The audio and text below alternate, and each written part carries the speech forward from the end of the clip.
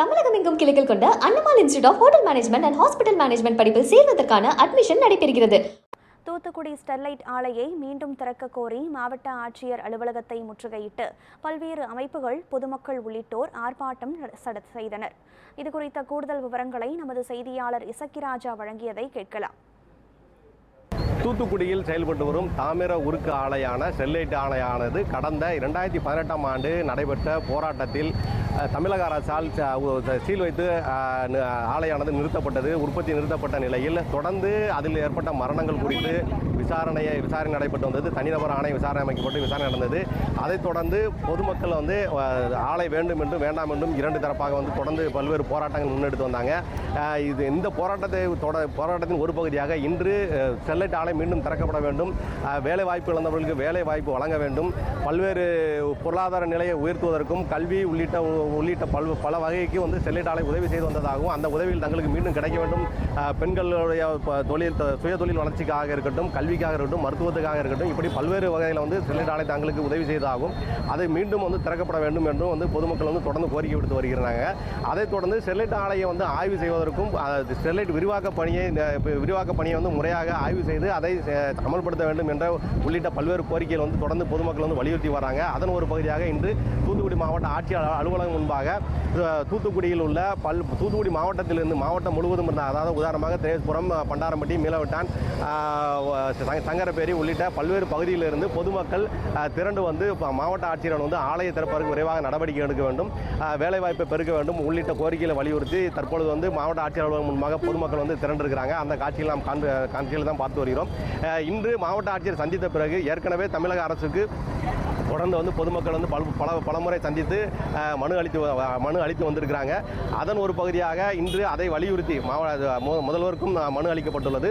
மாவட்ட நிர்வாகமும் உடனடியாக ஆலையை திறப்பதற்கு, அதாவது விதிமுறைப்படி ஆலையை வரையறை செய்யப்பட்டு அதற்கு ஏற்றாற்போல் ஆலை எவ்வாறு இயங்க வேண்டுமோ அதற்கான வரைமுறைகளை வரையறுத்து அதன் அடிப்படையில் ஆலையை திறப்பதற்கு நடவடிக்கை எடுக்க வேண்டும் என்ற கோரிக்கையை முன் வச்சிருக்கிறாங்க. ஏற்கனவே இன்னும் சொல்லப்போனால் தாமிர உருக்காலை அடைக்கப்பட்டது, அதாவது இந்த தாமிர உருக்காலை உற்பத்தி நிறுத்தப்பட்டதனால தாமிரம் வெளிநாடுகளில் இருந்து நாம் இறக்குமதி செய்யக்கூடிய சூழ்நிலை மாறி இருப்பதாகவும் பொதுமக்கள் கருத்து தெரிவிக்கிறாங்க. கடந்த காலங்களில் நம்ம இந்தியாவிற்கு தேவையான தாமிர உற்பத்தி நிறைவடைந்திருந்ததாகவும் தற்பொழுது இந்த ஆலை அடைக்கப்பட்டதனால இறக்குமதி செய்யக்கூடிய நிலை மாறி இருக்கிறதாகவும், இந்த நிலை மாற வேண்டும் என்றால் ஆலை திறக்கப்பட வேண்டும், முறையாக நடவடிக்கை எடுத்து பொதுமக்கள் பயனடைமாறு செய்ய வேண்டும் என்று பொதுமக்கள் தொடர்ந்து கோரிக்கை விடுத்து வருகின்றனர். தூத்துக்குடியிலிருந்து நியூஸ் 7 தமிழுக்காக இசக்கிராஜா. ஸ்டெர்லைட் ஆலையை, காப்பர் ஆலையை திறக்கிறதுக்கு பசுமை முறையில் திறக்கலாம்னு சொல்லி 2 பேர் கொண்ட குழு அமைக்கப்பட்டுள்ளது. ஒருவர் ஓய்வு பெற்ற பேராசிரியர் டாக்டர் கணபதி டி யாதவ், மற்றொருவர் டாக்டர் ஆர் நாகேந்திரன் அவர்கள் 2 பேர் கொண்ட குழு ஒன்று அமைக்கப்பட்டுள்ளது.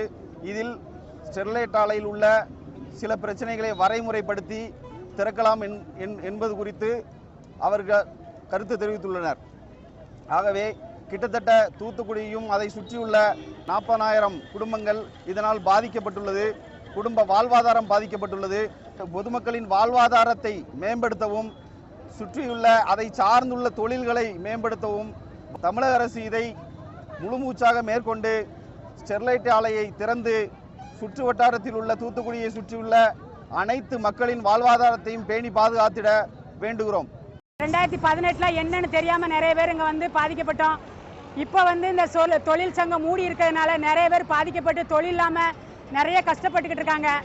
அதனால முன்னோடியா எல்லாருமே ஏன் இப்படி பண்ணினீங்கன்னு சொல்லி என்கிட்ட சொல்லி எல்லாரும் அழுதாங்க. அதுக்கப்புறம் தான் தெரியுது இந்த ஸ்டெர்லைட் ஆலை எவ்வளவு தூரம் மக்களுக்கெல்லாம் உதவி பண்ணியிருக்கு.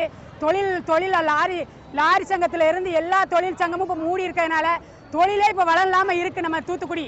அதனால தயவு செஞ்சு ஐயா முதலமைச்சர் அவர்கள், நாங்கள் மண்டே பெட்டிஷன் கொடுத்து கொண்டே தான் இருக்கோம். சென்னையிலையும் தலைமைச் செயலகத்தில் கொண்டு கொடுத்துருக்கேன், டெல்லியிலையும் கொண்டு போய் கொடுத்துருக்கேன். அதனால ஐயா கூடிய விரைவில் எங்களுக்கு இந்த ஸ்டெர்லைட் ஆலை பசுமை முறைப்படி இதை நடத்துறதுக்கு கூடிய விரைவில் இதை நீங்கள் செயல்படுத்த உதவி செய்யுங்க ஐயா. ஸ்டெர்லைட் ஆலை வந்து திறக்காதாண்டி வேலை வாய்ப்பு இல்லை. ஸ்டெர்லைட் திறந்திருக்கிறதுல நிறைய நலத்திட்டங்கள் பண்ணாங்க. கல்வி, மருத்துவம், அப்புறம் வந்து பார்த்திங்கன்னா மகளிர் மேம்பாடு என்ன பல பயிற்சிகளை வந்து கொடுத்துட்டு இருந்தாங்க. நிறைய பேர் வந்து பொருளாதார மேம்பாடு அடைஞ்சிருந்தாங்க. ஆனால் இப்போ பார்த்திங்கன்னா ஸ்டெர்லைட் வந்து 2018க்கு அப்புறம் ஒரு பல வதந்திகளால் ஸ்டெர்லைட் ஆலை வந்து மூடப்பட்டிருக்கு. இந்த மூடப்பட்டிருக்கனாண்டி நிறைய பேருக்கு வேலை வாய்ப்பு இல்லை, பொருளாதார மேம்பாடு இல்லை, எல்லாருமே வந்து பின்தங்கிய நிலைமையில இருக்காங்க. இப்போ பார்த்திங்கன்னா உப்பளத்தில் வேலை பார்க்குறாங்க பிள்ளைங்களாம் படிச்சுட்டு வேலை இல்லாமல் வேறு அதாவது போதைக்கு அடிமையாக இருக்காங்க. இதை பக்கத்தில் எங்களுக்கு வருத்தமாக இருக்குது. நான் வந்து ஒரு சமூக ஆர்வலர்ங்கிற முறையில் பேசுகிறேன். தூத்துக்குடியில் வந்து ஸ்டெர்லைட் காப்பர் வரணும். ஏன்னா பசுமையான முறையில் இப்போ திறக்குன்னு சொல்லிட்டு இருக்காங்க. ஆனால் இந்த பசுமையான முறையில் திறக்கிறதுக்காக முதலமைச்சர் ஐயா வந்து CO பிறப்பித்து, ஏன்னா 2 பேர் கொண்ட குழு வந்து உங்கள்கிட்ட வந்து கொடுத்துருக்காங்க. அந்த மனுவை பரிசீலித்து ஒரு CO பிறப்பித்து உடனே வந்து பசுமையான முறையில் வந்து ஸ்டெர்லைட் ஆலையில் வந்து தாமிர உற்பத்தி பண்ண அனுமதி வேணும். அது போக பார்த்தீங்கன்னா மக்களுக்கு வந்து வேலை வேணும் அப்படின்னு கேட்டு தான் கிட்டத்தட்ட 10,000 பேர் வந்திருக்காங்க. எங்களுடைய ஓட்டு வந்து இப்போ பார்த்தீங்கன்னா இதில் இந்த நேரத்தில் பதிவு பண்ணுறோம். ஸ்டெர்லைட் ஆலை யாரை திறக்கிறதுக்கு அனுமதி கொடுக்குறாங்க அவங்களுக்கு தான் எங்களுடைய ஓட்டும் மக்களுடைய ஓட்டுங்கிறத இந்த நேரத்தில் நாங்கள் வந்து பதிவு பண்ண விரும்புகிறோம். எங்களுக்கு அனுமதி தரலன்னு சொன்னால் பல வகையான போராட்டங்கள் வந்து முன்னெடுத்துறதுக்கும் ரெடியாக இருக்கும். ஆனால் ஸ்டெர்லைட் ஆலை வந்து திறக்கணும் உங்களை மன்றாடி வேண்டுகொள்கிறோம். தூத்துக்குடிக்கு வந்து இப்போ வந்து முதலமைச்சர் வாரன் இருக்காரு.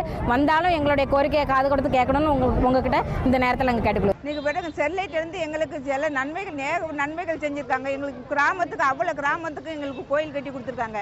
அதே மாதிரி இறந்த மக்களுக்கு அவ்வளோத்துக்கும் 10,000 ரூபாய் பிறந்த நாளுக்கு இப்படி நேருக்கு நம்ம நன்மைகள் செஞ்சுருக்காங்க. இன்னைக்கு விதவைகளுக்கு வந்து இன்னைக்கு உள்ள வந்து இன்னைக்கு வேலைகள் அவ்வளோ வேலை கொடுத்த மக்கள் வந்து இன்னைக்கு வந்து ரொம்ப வறுமையில் இன்னைக்கு இருக்காங்க. அதனால ஸ்டெர்லைட்டை மீண்டும் திறக்கணும். ஸ்டெர்லைட்டுக்கு நீங்கள் ஆதரவு திறக்கிற மக்களுக்கு யாருக்கு ஆதரவு கொடுக்காங்களோ அவங்களுக்கு தான் எங்கள் மக்கள் அவ்வளோ ஓட்டு போடுவாங்க. அதனால ஸ்டெர்லைட்டு கண்டிப்பான முறையில் திறக்கணும். இன்னைக்கு எதுக்கு இந்த கூட்டம் இவ்வளோ கூட்டம் இங்கே நிற்கிதுன்னா, எங்களுக்கு வேலை வாய்ப்பு இல்லாதனால தான், இவ்வளோ மக்கள் வேலை இல்லாமல் இருக்கிறனால தான் இங்கே வந்து நிற்கிறோம். எங்களுக்கு கண்டிப்பாக ஸ்டெர்லைட் வேணும். கம்பெனி திறந்துச்சுன்னா இவ்வளோ மக்களுக்கு வேலை வாய்ப்பு இருக்கணும்னு எவ்வளோ மக்கள் வயசானவங்கலேருந்து படித்த பிள்ளைங்க வரைக்கும் நாங்கள் இன்றைக்கி நிற்கிறோம். கண்டிப்பாக எங்களுக்கு ஸ்டெர்லைட் திறக்கணும்.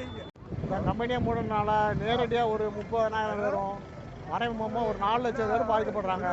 இதனால தூத்துக்குடியோட பொருளாதாரமே பேச்சு தூத்துக்குடி வளர்ச்சிக்கு வந்து பெரிய முட்டுக்கட்டையாக இருக்குது. அதனால் ஸ்டெர்லைட்டை திறந்து நீங்கள் வந்து தூத்துக்குடியை ஆள வைக்கணும்னு வேண்டிக்கிறது. ஒரு போராட்டக்காரங்க எத்தனையோ மக்கள் உயிரும் விட்டுட்டாங்க. அந்த உயிர் விட்டதுக்கு போர்ச்சனையுமே இல்லாமல் பெருமான்னு எங்களுக்கு பயமாக இருக்குது. இப்போ அந்த ஸ்டெர்லைட் திறந்தா படித்த பிள்ளைகளுக்கு எத்தனையோ பேர் உதவி இல்லாமல் இருக்காங்க, வேலை வாய்ப்பு இல்லாமல் இருக்காங்க. அவங்களுக்கு வேலை வாய்ப்பு கிடைக்கணும். நாங்கள் இவ்வளோ மக்களை திரட்டி வந்தது வந்து எதுவும் எதிர்பார்க்காம தான் வந்திருக்கோம். எங்களோட எதிர்பார்க்க ஒரே கோரிக்கையில் ஸ்டெர்லைட் ஓப்பன் ஆகணும். ஓப்பன் ஆகுனா எத்தனையோ மக்கள் வேலை வாய்ப்பு கிடைக்கும். அங்கே வேலை பார்த்துருக்கோம், ரிட்டர் ஆகி வீட்டிலே இருக்காங்க, அவங்களுக்கும் வேலை கிடைக்கும்.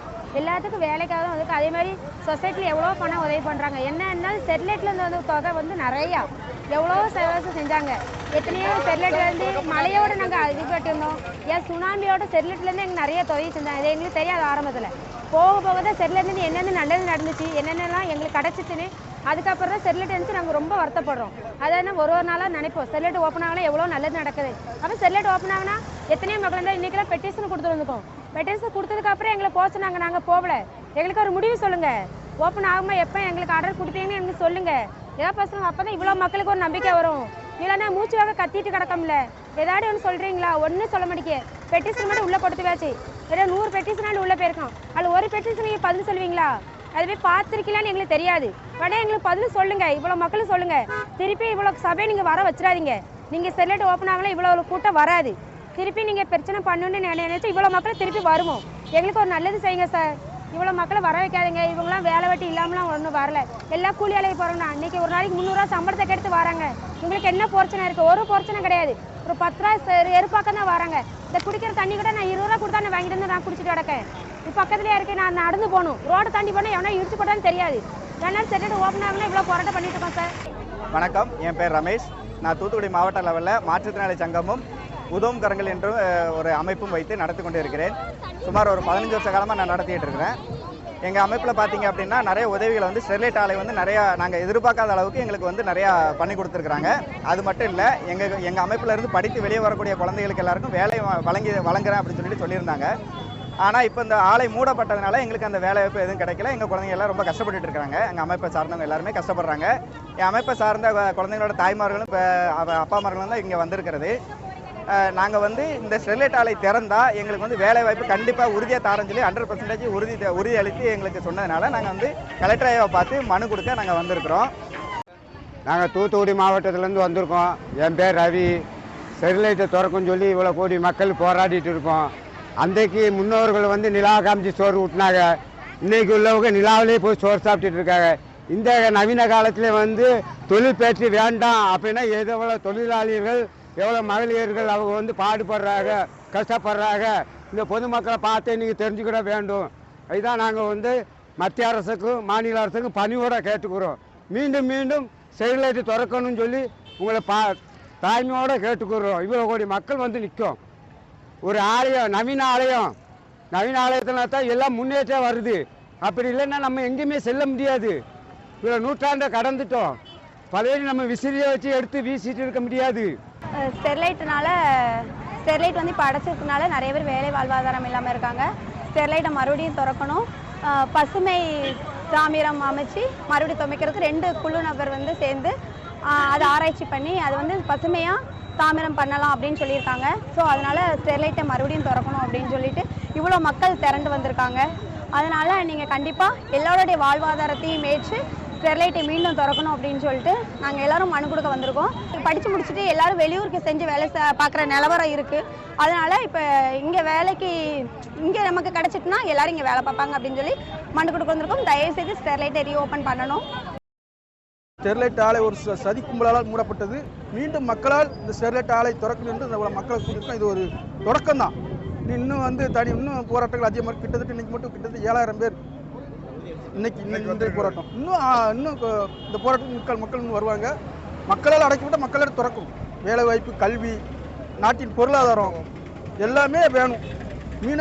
நாங்கள் மீன் பிடிச்சா மீன் வந்து விலை இல்லாமல் இருக்குது. காரணம் என்னன்னு கேட்டால் 20,000-30,000 பேர் வெளிநாடு வெளியூர் ஊரில் வேலைவாய்ப்பு தேடி போயிட்டாங்க. இங்கே வந்து ஒரு 10,000 பேர் இந்த இதே ரோட்டில் அப்படியே கிடைக்காம இருந்தாங்கன்னா திரேசர் வந்துடலாம். வந்து எங்கள் மீன் வந்து விலைக்கு அதிகரிக்கும். அதனால் ஸ்டெர்லைட் ஆலை மீண்டும் திறக்கணும். மக்களுடைய வளர்ச்சிக்காக நாங்கள் கேட்கோம்.